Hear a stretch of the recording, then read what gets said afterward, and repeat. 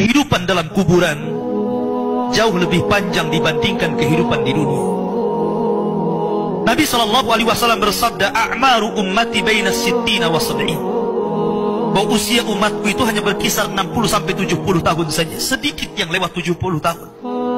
Kalaupun ada usia yang sampai 100 tahun itu sedikit sekali.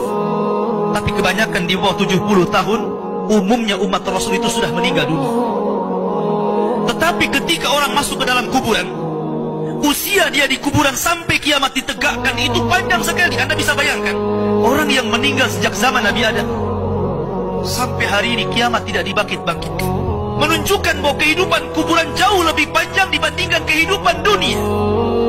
Dari sinilah maka wajar seorang mukmin harus takut dengan kehidupan kuburan. Ma'asyiral muslimin yang dimuliakan Allah Azza wa Jalla. Tetapi para ulama mengatakan, apakah orang yang mendapatkan adab kubur itu munqati atau mustamir, terus menerus ataukah terputus? Kata para ulama, adab kubur itu hanya terputus dengan tiupan sangkakala Israfil. Ketika itulah Nabi SAW menceritakan bahwa Allah Subhanahu wa Ta'ala memerintahkan kepada Israfil untuk meniup sangkakala yang pertama. Disinilah adab kubur terputus.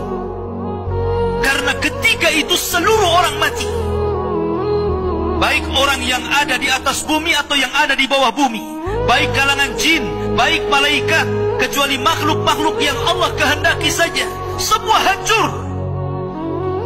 Dan Abu Hurairah radhiyallahu anhu menceritakan kehancuran bumi setelah tiupan sangkakala itu adalah 40. Bisa 40 hari, bisa 40 bulan, bisa 40 tahun. Yang jelas Allah hancurkan bumi ini. Allah luapkan lautan ke daratan. Allah jatuhkan bintang. Allah hancurkan gunung sehingga seperti kapas yang dihempas angin. Itulah yang disebut dengan kehancuran alam atau hari kiamat. Baru setelah kemudian bumi tidak bulat lagi, tapi bumi terhampar. Allah ganti bumi yang kita pijak dengan bumi yang baru. Itulah yang disebut dengan padang mahsyar. Maka disitulah Allah Subhanahu wa Ta'ala memerintahkan Israfil untuk meniup sangkakala kebangkitan. Yang kedua kalinya Israfil pun kemudian meniup sangkakala. Maka dari situlah manusia keluar dari perut bumi. Wa akhrajatil ardu athqalaha. Allah keluarkan beban-beban beratnya. Disitulah orang-orang yang beriman, ketika mereka muncul dari kuburan, maka mereka akan berkumpul dengan keluarganya. Allah mengatakan, alladzina amanu wattaba'athum dzurriyyatuhum biimanin alhaqna bihim dzurriyyatuhum. Orang-orang yang beriman, kemudian keimanan diikuti oleh keluarganya, oleh istrinya, oleh suaminya, oleh bapaknya, oleh anak-anaknya, oleh cucu-cucunya. Maka ketika mereka dibangkitkan dari kuburan, mereka langsung berkumpul menjadi satu keluarga. Dan itu sebuah ketenangan. Tapi orang-orang di luar daripada beriman, mereka keluar dari perut bumi seperti dua binatang. Pertama Allah contohkan dengan laron yang berterbangan. Anda bisa melihat laron apabila terbang di atas lampu atau di sekitar lampu. Lihat bagaimana cara terbangnya. Mereka akan saling tubruk dengan kawan-kawannya. Karena pada hari itu anak lari dari orang tuanya, suami lari dari istrinya, orang tua lari dari anaknya.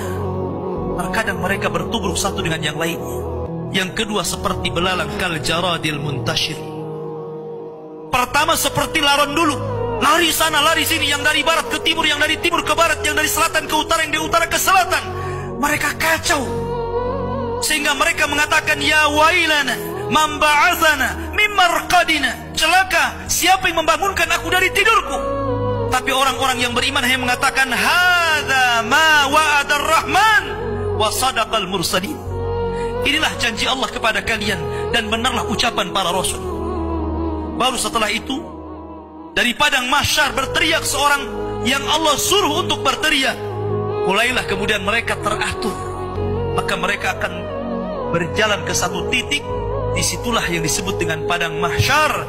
Mereka akan tinggal selama 50 tahun telanjang, kembali tidak dikhitan, tidak pakai sandal, matahari dekatkan 1 mil, keringat bercucuran, tidak ada makan, tidak ada minum. Mereka berdiri 50 tahun. Sehingga akhirnya orang-orang saleh mereka berkumpul, datang kepada Adam minta syafaat. Adam memberikan udzur, tidak sanggup memberikan syafaat. Kata Adam, datanglah kalian kepada Nuh, karena dia Rasul pertama dalam Islam, Rasul pertama setelah Adam. Maka mereka pun kemudian datang kepada Nuh. Nuh pun memberikan udzur, datanglah kalian kepada Ibrahim, karena dia Khalilur Rahman. Maka mereka datang kepada Ibrahim. Kata Ibrahim, aku tidak sanggup berikan syafaat, datanglah kalian kepada Musa, karena dia Kalimur Rahman. Ketika mereka datang kepada Musa, kata Musa, datanglah kepada Isa. Isa pun memberikan udzur, tidak bisa. Seandainya kalian datang kepada Muhammad sallallahu alaihi wasallam itu lebih baik.